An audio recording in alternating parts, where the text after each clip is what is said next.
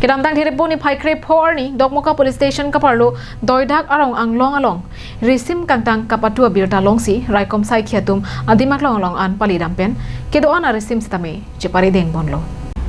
Bangso kirika khuruk damahut DSP Nahid Karishma Penjapon Linsi Dokmoka police station atum cherap chetu dunpen doidak anglong an pali damsi Risim kangtang long damlo Bangso Hood, Risim kangtang kelong pon laki AK-56 rifles, 9mm pistol bongni lapen amu kereng mutrok nerkep la nerkep an long pon oposi SP Sanjay Kumar Saikia APS pen Pherangke amai long ningje pon.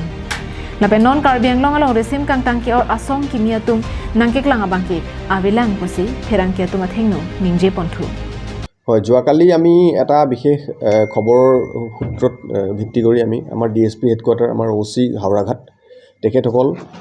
এটা operation launch কৰা হয় ডকমকা থানাৰ আণ্ডাৰত দয়দাক পাহাৰ মানিকপুৰ বুলি কয় সেই অঞ্চলত আমি এটা বিশেষ খবৰ ভিত্তিত আমি তাত এটা অপাৰেশ্যন চলাওঁ আৰু আমি মাটিত পুতি থোৱা অৱস্থাত কিছু অস্ত্ৰ উদ্ধাৰ কৰিবলৈ সক্ষম হওঁ তাৰ ভিতৰত এটা AK-56 ৰাইফল আছে এটা ষ্টেণ্ড গান আছে দুটা পিষ্টল আছে এটা 9mm পিষ্টল এটা .32 পিষ্টল আৰু 9টা AK-47ৰ ম্যাগাজিন আৰু 88 ৰাউন্ডস AK-47 এমিনেশনস আমি উদ্ধাৰ কৰিবলৈ সক্ষম হওঁ আৰু এই সংক্ৰান্তত আমি ইতিমধ্যে এটা আমি আমাৰ তদন্ত